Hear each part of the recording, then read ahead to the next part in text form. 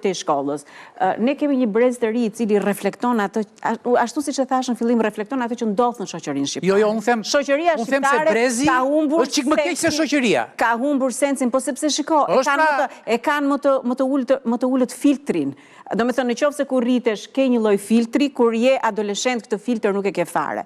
Por ajo që duhet themi sot është që të rinjt, më të rriturit dhe të rriturit fare, që bëjnë pjesë në këtë shoqëri, duhet themi që e kanë humbur sensin e të që, çfarë do thotë jesh i fortë? Jesh i fortë do thotë të vetë përmbahesh. Të jesh i fortë do thotë të dish ta zgjidhësh një konflikt, jo përmes dhunës, por përmes forcës së fjalës edhe të argumentit. Në fakt kjo shoqëri këtë ka humbur. Pikërisht këtë po them. Pikërisht këtë po them që kjo shoqëri, ata tinejdżer, ata adoleshent pikërisht janë produkt jo vetëm i familjes, jo vetëm i shkollës, por i gjithë kësaj shoqërie ku rriten.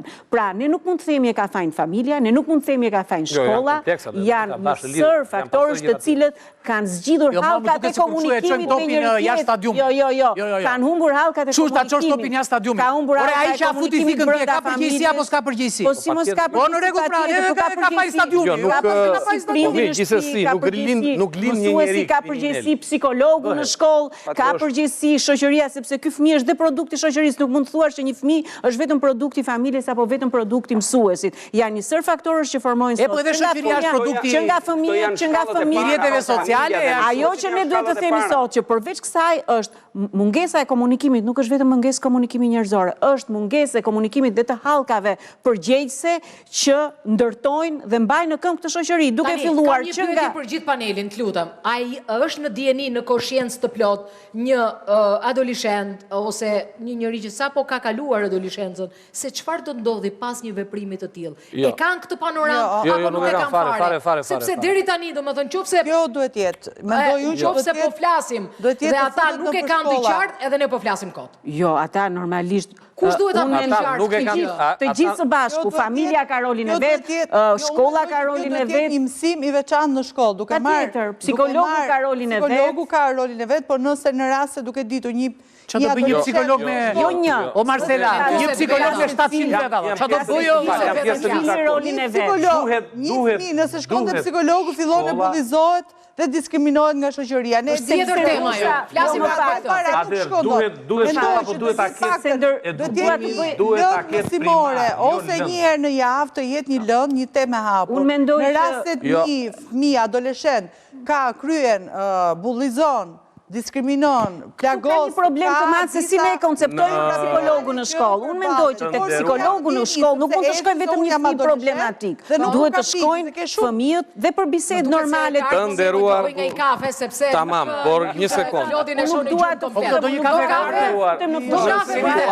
Në situatën ku kemi ardhur e vetmja zgjidhje është që ashtu si mendoj futja e edukimit intensiv në shkolla për sa i përket respektit, pasionit, si ndjenja, që e zbusi njeriu. Ajo që ne po kalojmë tek faktorët që ndikojnë në zbutjen e kësaj klime. Ajo që jep zgjidhje sepse kemi ardhur ne nuk kemi 97. Unë jam adoleshent.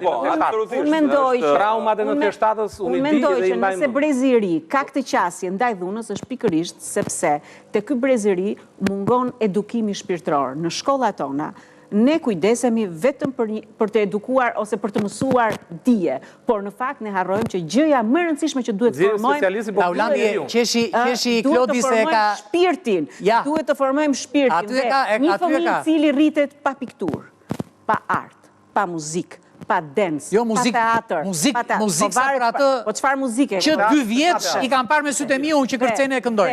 Ideja është qoftë se ti lë këtë kohën kaq shumë të lirë dhe të pambushur me aktivitete, qoftë artistike, qoftë sportive, ata diçka do ta çojnë këtë energji. Do t'ja mbushim ne brenda 4 mureve të pallateve. Po mi pra, këtë problemi dhe ne unë jo më kot e thash më parë që ne kemi vjen gjitha paket. Po pra, është një tornado që e ka futur të gjithë shoqërinë shqiptare në këtë vorbullën e vet, ku familja e humbet thelbin dhe rolin e vet për shkak edhe të ndryshimeve të Ne po rritim Ne poritim adoleshent burgaxhin, kjo është Elbi, poritim... Bashkëpunimi master i drejtë nërmjet shkollës dhe familjes, se poritim adoleshent... familje nuk ka... E para njerë O Marcela, një sekund të gjojë. Një fjallon pak se ju ndaj edhe këtu. Jo, se ne nuk po debatojnë. Ne porizim adoleshenta më keq se sa burgaxhin e Suedis, apo të Norvegjis, apo të Danimarkës. Jo, ato dalin me profesion. Nuk duhet të përgjithsojmë, nuk duhet të lutem, se nuk duhet të përgjithsojmë, nuk duhet të përgjithsojmë të gjithë se ne po bëjmë një gabim të rëndë. Po mirë, po ta mbaroj unë. Jo, të gjithë, jo, nuk po themi për krimin e madh. Po ta mbaroj si mendim. Është bërë krim i madh. Se ndodh kjo? Sepse edhe të burgosurit në këto vende që sa po thashë kanë një orë liri dhe shohin qiell. Fëmijët tanë nuk shohin qiell. Shohin vetëm beton. 4 mure, nga do që të kthehen. Duhet ta çojnë kokën shumë lart tashmë që të shohin një copë qiell, një hapësirë.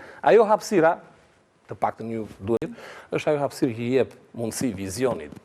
Jep mundësi të parit, mundësi të vëzhguar lart. Pjelljes së imagjinatës që do të frymëzohet, supozohet nga librat, që nuk frymëzohet nga libra, po kjo është shumë imaginative. Merr dopaminën me tonelata nga iPad. Si kur ta zbrisim në tone më të prekshme. Pra e kemi trekëndçin shkollë, familje, shoqëri dhe adoleshent, po mi pra, kur themi shoqëri, qyteti është pjesë e kësaj këti mjedisi. Ta heqim dhe pjesën fundit. Mjedisi është një tjetër, shoqëria është një tjetër, mendoj unë, sepse këtë Tirana vetëm një cop liqen aty.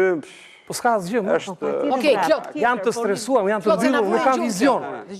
Ik dhe vendosu në anë të detit, shikon detin, qetësohesh edhe imagjinon. Rinë një 4 orë pallati në Tiranë, imagjino po desh. Edhe në të gjithë adoleshentët në familje, kështë një nga familjarët, apo një adoleshent, të jetë i shtrirë, ose i ullur, ose të shohë i detin, të kryoj atë relaksin, ose vizioni që t'i thua, po i ke gjithë me telefona tableta në përduar.